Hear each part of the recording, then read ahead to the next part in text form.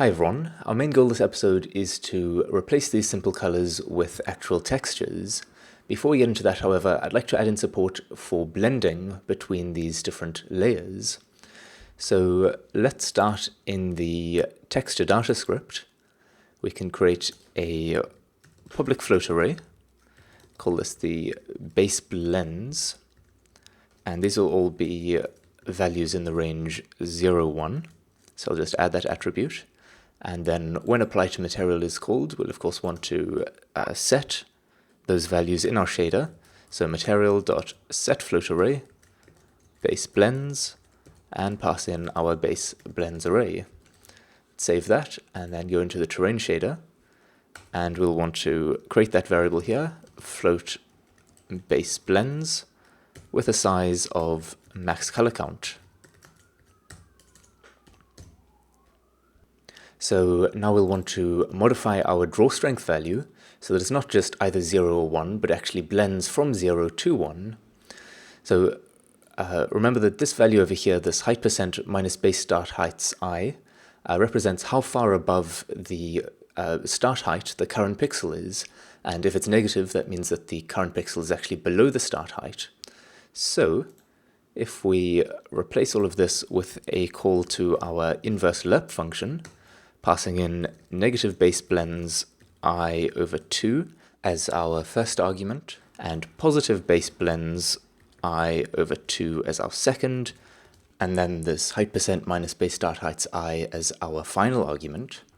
This will give us a draw strength that is 0 when the current pixel is half the base blends value below the starting height, and interpolating to 1 when the current pixel is half the base blends above the starting height. The only potential problem at the moment is if our base blends value is 0, in which case we'll be passing in 0 for both a and b in our inverse lerp function, which means we will be dividing by 0, and while the shader won't actually kick up a fuss, in fact on my machine it works completely fine, the behavior might differ on other hardware, so it's best just to avoid that altogether. So up here I'm going to create a constant static float called epsilon, which as you may know is a Greek letter, which is often used to denote just a arbitrarily small value. I'll make this, say, 1 times 10 to the negative 4, and we can just subtract our epsilon value over here. So if base blends is 0, then we'll be going from some very small negative number to 0, and we won't get this division by 0. So let's save this now and give it a try. Just wait for these to compile. And we can now go into our terrain assets, onto our texture asset, and we'll set our base blend size to 3. And we can now have pretty much limitless fun playing with these blend sliders. Alright, so with that out of the way, we can start worrying about textures. I've prepared this little texture pack. Most of these actually come from Unity's standard assets. Just in a few cases I've made some minor modifications to make it less obvious when they're being tiled. But we've just got some grass, rocks, more rocks, and so on. So you can download those from a link in the description if you wish. I'm just going to drag these into my project. And once those have all imported, I'm going to head over to the terrain shader, and we're going to start off just with a simple test. So in this properties block, I'm going to create a texture field. I'll call this my test texture. And this is type 2D, and we need to give it a default value. So we just write that as white in quotation marks, followed by a pair of curly brackets. And then we also want a size for our texture, so I'll just call this the test scale. And this is a float type. You can just set it equal to 1 by default. And then we need to declare these variables in our subshader. So the texture type is sampler2D, and then we write test texture, making sure to use exactly the same name as up here. And then our float test scale. Alright, so if we save this and go into Unity, and actually locate our mesh material, should see we've got a texture slot and a scale float. So let's go into our textures and pick one of these. I'll just drag the grass in here. And currently, of course, nothing happens. We are going to want to go into our surf function to actually apply the texture. So we're just going to be overwriting what we do over here for the time being. So we can say O.albedo is equal to, and we'll want to use the text2D function, which allows us to sample a texture at a given point. So the texture we want to sample is our test texture. And for the point, let's try using our pixel's world position on the x and z axes divided by our test scale. So since we're using the x and z axes, you can imagine this as projecting the texture straight down onto the mesh along the y-axis. Let's save this and have a look. So immediately our terrain has turned green, indicating that the texture has been applied. As you can see, it's very small at the moment, so we can up the scale a bit. And unsurprisingly, since we are projecting the texture downwards, the texture looks very good on the flat regions, but if we go to a mountain, you can see that there is a significant amount of stretching occurring. So let us try something different. Let's go into MonoDevelop again, and instead of using the x and z coordinates, let's use the x and y coordinates. So this is now projecting the texture along the z-axis. So if we go into Unity, we should see that this now looks a lot better, but some of these other regions look absolutely terrible, and the flat regions also look ghastly at the moment. If we change this to be YZ, which is then projecting the texture along the x-axis, of course, the ground is still going to look terrible, but some of these other vertical regions will look a lot better. So what we're going to want to do is blend between those three projections based on the normal of the mesh at each point. This is a popular texturing technique known as TriPlanar mapping. Alright, so let's go ahead and implement this. I'm going to start by creating a float3 called scaled world position, which will be equal to input.world position divided by the test scale. And just going to replace this over here with scaled world position dot yz. Alright, and instead of setting our output albedo to that directly, I'm just going to create a float3 to store this in, and I'll call this the x projection.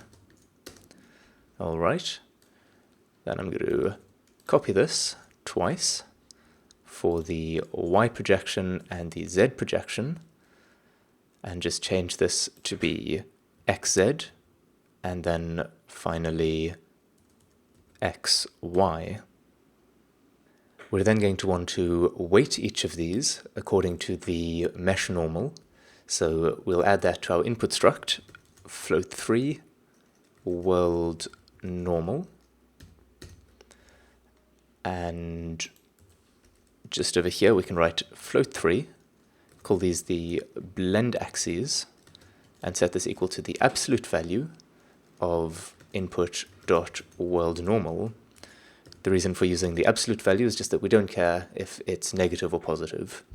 So we'll multiply this by blendAxes.x, the next one by blendAxes.y, and finally blendAxes.z.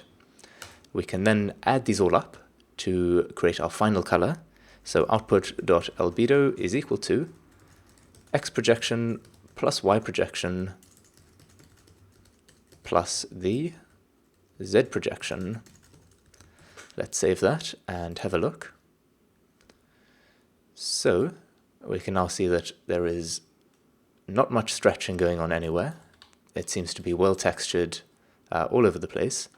The only thing that you might notice is that the texture has got a bit brighter, and the reason for that is that when we're summing this up, any of the red, green or blue channels could exceed a value of 1, making the color brighter.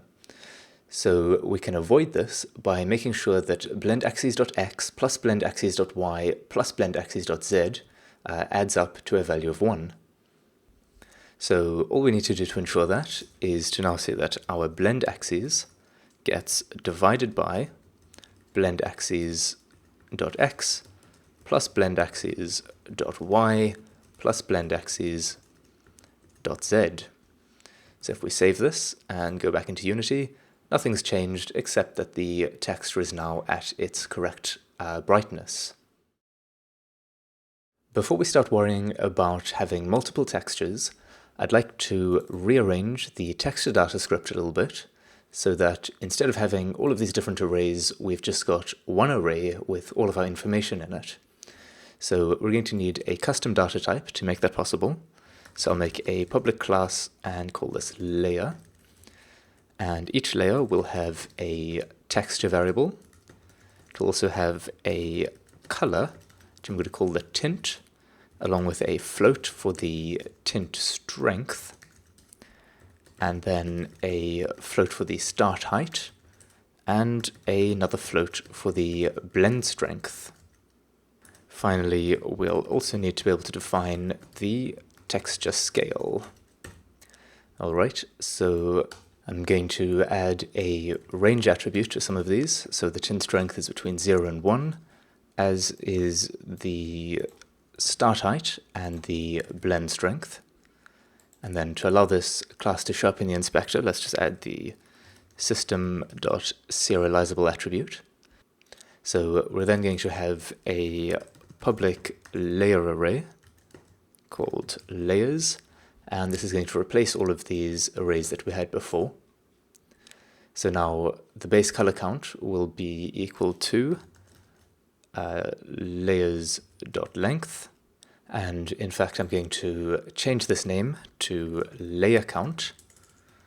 And before I forget, let me just copy that and go into the terrain shader and just give it its new name there, as well as in the for loop where we used it over there.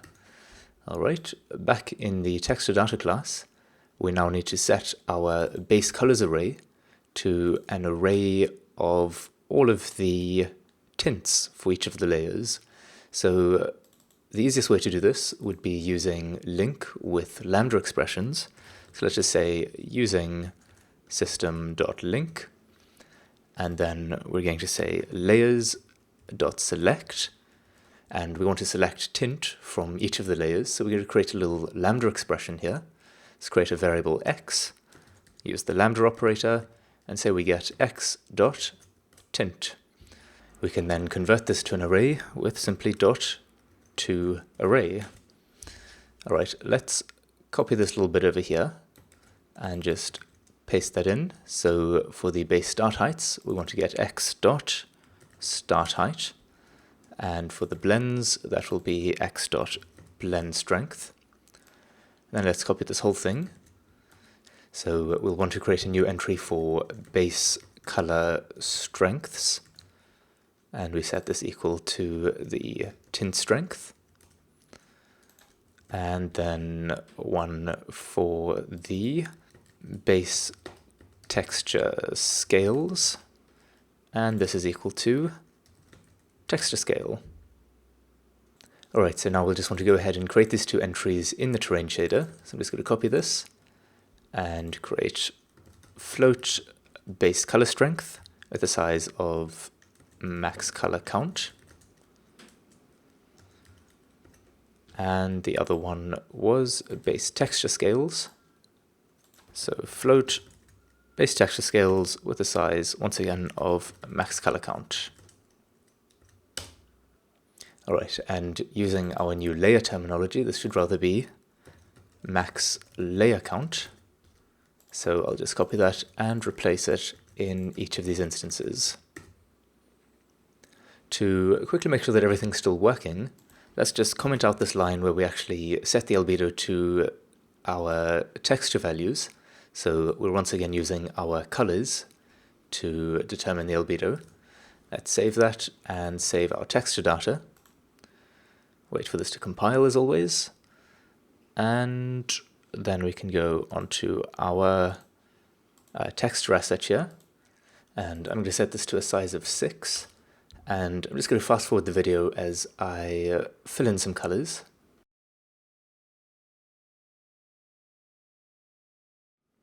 Back to normal speed, I'm now also going to fill in the textures for each of these. So drag in a water, some sandy grass, and then the grass texture, maybe some stony ground, and then rocks 1, and finish it off with some snow. Now, you'll notice that while there is a material.setTexture method, there is no setTextureArray method, which is what we want. So what we're going to have to do is construct a texture2D array object. So to do this, let us create a little method. It's going to return a texture2D array. I'll call it generateTextureArray. And it's going to take in a regular array of texture2Ds. Call these my textures. We can then create our texture2D array object. Call this textureArray. Set it equal to a new texture2D array. And as you can see, it needs a bunch of information. First of all, the width and height of a single texture. All of the textures must then have that same width and height. Then there's the depth, which is just how many textures we're going to be storing in this array, and then the format of the images and whether or not we want MIP mapping. So up the top here, I'm going to create a constant int called the texture size. Set this equal to 512. So all of the textures must be 512 by 512, and then a constant texture format. And I'll set this equal to texture format.rgb565, which is just the 16-bit color texture format. All right, so we can then pass this information into our texture2D array constructor. So texture size by texture size. And then for the depth, that's just the number of textures, so textures.length. Then our format is just the texture format we defined. And we can say true for MIP mapping. All right, let's then loop through all of the textures. So if we want I equals 0, I less than textures.length, I++, we're going to say textureArray.setPixels. So as you can see, it needs an array of colors and an array element. So the array of colors we'll get from texturesI.getPixels, and then we'll just pass in I as our array element. All right, finally, we need to say textureArray.apply, and then we can return the texture array. Before I forget, the texture here in the layer should actually be a texture2D, so just make that modification. And then up in apply to material, we can generate a texture2D array. Set this equal to generate texture array, and we'll want to pass in an array of our textures. So we'll once again use this link method, just copy that in here, and change this to x.texture. And then finally we can say material.setTexture, give it a name base textures, and pass in the textures array. All right, let me just copy that name, save this, and go into the terrain shader. And the way we declare a texture array here is a little bit weird. In all caps, we write unity underscore declare underscore text2D array, and then in parentheses we put our variable name. Let's save this and go into Unity, and when this finishes compiling we should get an error saying that the texture is not readable. So we're going to select all of our textures here, and in the advanced dropdown we want to say read write enabled is true. And we also need to put this into a format that can be read. So let's click the override button, set the max size to 512, and then for the format, we're going to want to use our 16-bit RGB format. So just hit apply. And if we clear that error message now and go onto our texture asset and press update, that's all working fine. Of course, the textures aren't being used at the moment. We'll worry about that right now. So these two blend axes lines I'm going to cut and put at the top of the surf function over here. And the rest of this I am going to cut into a new function, returning a float3 called TriPlanar. This is going to take in a float3 world position, a float scale, a float3 blend axes, and finally an integer texture index. So paste all of that stuff into there. Now scaled world position is going to be equal to the world position we're given divided by the scale that we're given. The projections, we're no longer going to use text2D because that's not how we sample a texture array. We instead need to use unity underscore sample underscore text2D array. Our first parameter is then the name of our texture array, which is base textures. Then for our axes, we need to create a new float3. So remember, using scaled world position.yz. So let's create float3 scaled world pos.y by scaled world pos.z. And then for the third axis, we need to use our texture index, telling it which element in the base textures array it's actually sampling from. So here we pass in texture index. Okay, it's probably easiest if I just go ahead and copy this for each of these. And I'll change this to blend axes.y and z. And then this should be x, z, and finally x, y. All right, and then we're going to return x projection plus y projection plus z projection. I should also probably correct the number of parentheses here. Just need to add one to the end of each of these. So now coming down to our surf function, in the for loop, we're going to create a float3 called the base color. It's going to be equal to base colors I multiplied by the base color strength, index I. Just want to check that I got that name right. It is the base color strength. Okay. Then we've got float3 texture color, and this is going to be equal to TriPlanar. Now we need to pass in all of our arguments. So the world position is in.worldPos. The scale is base texture scales I. The blend axes is just our blend axes variable, and the texture index is just I.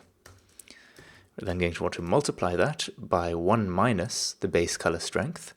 So in brackets, 1 minus base color strength I. All right, and then we'll set our output albedo equal to all of this stuff, but just replacing base colors with base color plus texture color. All right, so let's save this and see if it does anything. So we can go onto our texture asset here and just say update. And what we should now hopefully see, if we just increase these texture scales, is that it is now actually using the textures to color the map. So we've got our grass there, transitioning into stony ground, which then transitions into rocks, and then into snow. All right, that is looking quite nice. Let's just zoom in here. The scale looks good. The water is very noticeably tiled. So let's just increase the scale of that a little bit more. And let's also play around with this tint strength option. So, for example, if I set the water to be red and increase the tint strength, you can see it turns a pinkish color, and then as we increase the strength, it goes to completely red. Cool. So, that is where I'm going to leave this for episode 17. We will continue making improvements in the next episode, but until then, cheers.